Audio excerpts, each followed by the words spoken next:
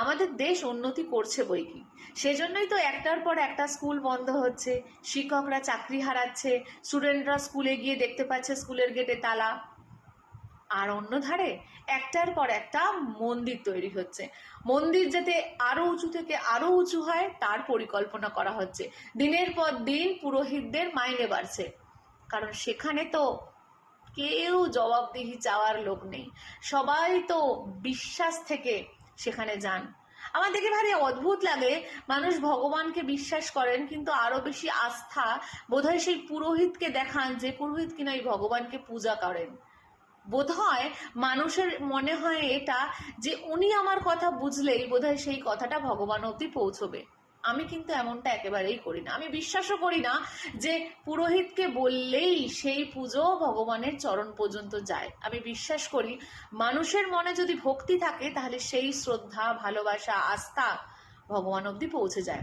আর সেটাই হয়েছে। বলুন কি করে? আপনারা নিশ্চয়ই এই ঘটনাটা দেখেছেন যে রাম মন্দিরে যে পরিমাণ টাকা মানুষ অনুদান হিসাবে দিয়েছেন, সেই টাকার মধ্যে 200 কোটি টাকার তছরূপের অভিযোগ এসেছে পুরোহিতদের বিরুদ্ধে। কেন বলুন তো?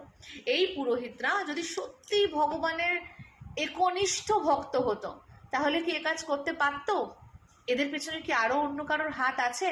আমার বিষয়টা এটা না যে 200 কোটি টাকা এরা চুরি করেছে আর এরা আমাদের বিশ্বাস হারিয়েছে। আমার প্রশ্নটা এটা যে আচ্ছা, আপনি তো শুধু সেখানে টাকা দিয়ে আসেননি, আপনি তো রাম মন্দির প্রতিষ্ঠার সময় সেখানে আপনার আস্থা, বিশ্বাস, ভরসা, ভালোবাসা, শ্রদ্ধা সবটুকু ওই টাকার সাথেই অর্পণ করে এসেছিলেন। তাহলে সেই বিশ্বাস থেকে কি আপনার প্রশ্ন করা উচিত নয় যে এই চুরির সঠিক তদন্ত হওয়া চাই, দোষীদের পাওয়ার পর দোষীদের দৃষ্টান্তমূলক শাস্তি চাই? এটুকু তো আপনারা করতেই পারেন। আর এর জন্য স্বয়ং ভগবান আপনাকে সাহায্য করেছে। বলি কিভাবে? যদি আপনাদের মতো করেই আমি যাই তাহলে বলি এই কথাটা কিন্তু ধামাচাপাই থাকা সম্ভব হতো যদি না ভগবান চাইতো। ভগবান চেয়েছেন এই জিনিস সবাই জানুক, তাই আমরা সকলেই জেনেছি। কিন্তু এরপর তো ভূমিকাটা আপনাকে পালন করতে হবে, এরপর তো আপনাকে সরকারকে প্রেসারাইজড করতে হবে যে এর যেন সঠিক তদন্ত হয় এবং এখানে দোষীরা যেন শাস্তি পায়। কিন্তু সেটা কি হবে?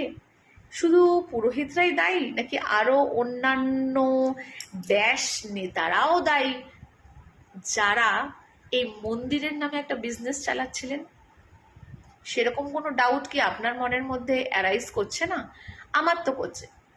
হ্যাঁ, এটা ভাববেন না যে আমি মন্দির প্রতিষ্ঠার বিরোধী, তবে হ্যাঁ এইটুকু বলি, একটা দেশে সঠিক যদি স্বাস্থ্যের পরিকাঠামো না থাকে, রেলের পরিকাঠামো না থাকে, স্কুল কলেজ ইত্যাদির পরিকাঠামো না থাকে, সেখানে ধর্মের নামে একটা বিশাল মন্দির তৈরি করা একটা বিলাসিতা, একটা অন্ধত্ব।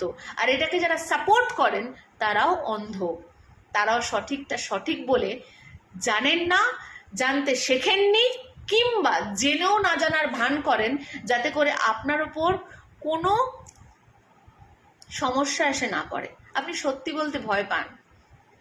ঠিক আছে? এটা করবেন না। এতে করে আপনি আপনার নিজের লাইফটা নষ্ট করছেন না, আপনার আগামী যে প্রজন্ম আসতে চলেছে তাদের জন্য কি রেখে যাবেন এই দেশে? অলরেডি সমাজটা পচে গলে একসা হয়ে গেছে, মন্দির পর্যন্ত পৌঁছে গেছে খারাপ কাজকর্ম, যার নমুনা আমরা আরো আগে অনেক পেয়েছি নিউজ পেপারে। কিন্তু আবার একটা, আর সেটা কিনা এই অযোধ্যার রাম মন্দির, যেটা কিনা উদ্বোধনের সময় নিউজ পেপারে বড় বড় করে হোর্ডিং ছিল, বিভিন্ন জায়গায় আর নিউজ পেপারে ছিল বড় বড় হেডিং ছিল। তো এবার আপনারা কমেন্টে জানান যে আপনারা প্রশ্ন করবেন না করবেন না।